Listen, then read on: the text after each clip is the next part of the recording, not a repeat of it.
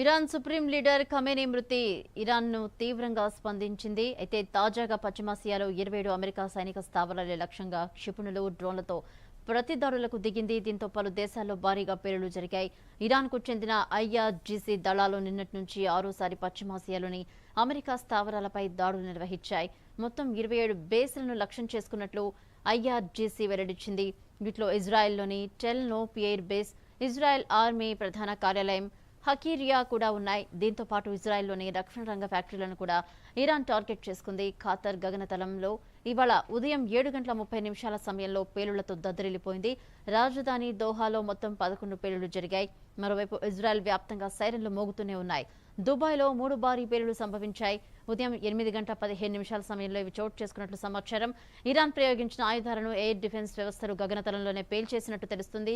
శకలాలు కూలడంతో దుబాయ్లో అత్యంత రద్దీగా ఉండే జబిల్ అలీ పోర్టులో భారీగా మంటలు వ్యాపించాయి. మరోవైపు అమెరికా నౌకలకు మందుగుండు సరఫరా చేసే ఎంఎస్పీ షిప్లపై 4 డ్రోన్లతో దాడి చేసినట్లు ఇరాన్ ప్రకటించింది. దీని ఆపరేషన్ ట్రూ ప్రామిస్ లో భాగంగా చేపడుతున్నట్టు తెలిపింది. ఇరాన్ దాడుల నేపథ్యంలో బహ్రెయిన్ కూడా ప్రజలను అప్రమత్తం చేసింది. సైరన్ మోగిన వెంటనే సమీపంలోని సురక్షిత ప్రదేశాలకు వెళ్లాలని సూచించింది. ఇరాక్లోని ఇర్బియల్ ఎయిర్పోర్టుపై దాడి జరిగింది. దీంతో భారీగా పొగ మంటలు వ్యాపించాయి.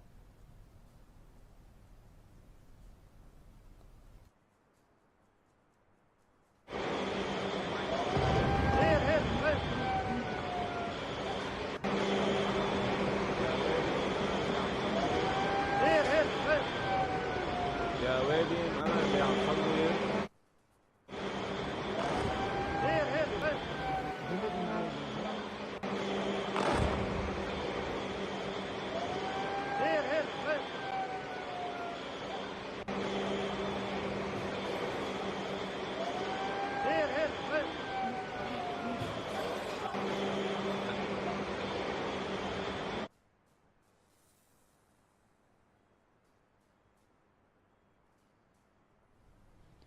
బాగ్దాద్లోని గ్రీన్ జోన్ సమీపంలో తీవ్ర ఆందోళనలు చెలరేగుతున్న ఇరాన్ అధినేత ఖమేనీ మృతి నేపథ్యంలో ఇవి తలెత్తాయి. ఇదే అంశానికి సంబంధించిన అప్డేట్స్ మా ఢిల్లీ బ్యూరో చీఫ్ శ్రీకర్ అందిస్తారు. శ్రీకర్, మనం కనుక చూసుకుంటే ఇరాన్ యుఎస్ఏ యుద్ధం అయితే ఇప్పుడప్పుడే అయితే మనకి అయితే కనిపించేటువంటి సూచనలు అయితే లేదు. ముఖ్యంగా చెప్పుకోవాలంటే Ayatollah Khomeini supreme leader of Iran మరణించారు అన్న వార్త తెలిసిన దగ్గర నుంచి ఇరాన్ ఎక్కడ దాడులు అయితే మొదలుపెట్టింది. యుఎస్ వైమానిక స్థావరాలు ఎక్కడెక్కడైతే మడిగిస్తూ ఉన్నాయో యుఎస్ కి సంబంధించినటువంటి ప్రతి వైమానిక స్థావరం పైన ఇరాన్ తన ఉగ్ర రూపాన్ని అయితే చూపిస్తా ఉంది.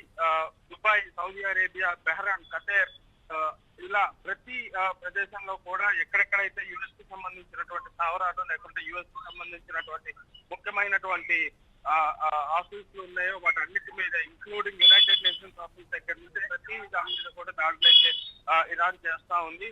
ముఖ్యంగా చెప్పాలంటే ఇరాన్ నిన్ననే డిక్లేర్ చేసేసి ముగింపు అనేది ఇరానే ఇస్తుంది. మొదలు పెడతాం ఇజ్రాయెల్, యుఎస్ మొదలు పెట్టారు. ముగింపు అనేది ఖచ్చితంగా ఇరాన్ కూడా తెలియజేయడం అయితే జరిగింది. అయితే ప్రస్తుతం నెలకొల్పినటువంటి సిచ్యువేషన్లలో అయితే ఎక్కడ పడితే అక్కడ సైరన్లు మోగుతున్నాయి. దుబాయ్ దగ్గర నుంచి ప్రతి దేశంలో కూడా మళ్ళీ మిడిల్ ఈస్ట్ అందుతుందని మనం చెప్పుకోవాలి. లాహోర్, కాశ్మీర్ అలానే చాలా ప్రదేశాల్లో కూడా ఆయతుల్లా ఖుమైనీకి సపోర్ట్ గా ప్రజలు రోడ్ల మీదకి వచ్చి గొడవ చేస్తున్నారు. కానీ ఇక్కడ వింత ఏంటంటే ఇరాన్ లో మహిళలు మాత్రం దాదాపు పండగ అనే వాతావరణంలో కూడా వాళ్ళు ఉన్నారు. ఎందుకంటే ఖుమైనీ చేసినటువంటి పనులు అన్ని కావు, అతను చేసినటువంటి దారుణాలు, అతను చేసినటువంటి రూల్స్. సో వీటన్నిటి తర్వాత కూడా ఇలాంటి పరిస్థితులు అనేది నెలకొంటున్నాయి.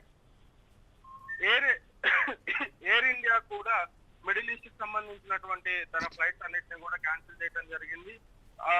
వివిధ దేశాలు అటు గల్ఫ్ దేశాల్లో ఉన్నటువంటి భారత పౌరులకు కూడా ప్రస్తుతం నెలకొన్నటువంటి పరిస్థితుల రీత్యా తిరిగి భారతదేశానికి వచ్చేయాలని Indian ministry of external affairs కూడా తెలియజేయడం అయితే జరిగింది. Right, thank you Srikar.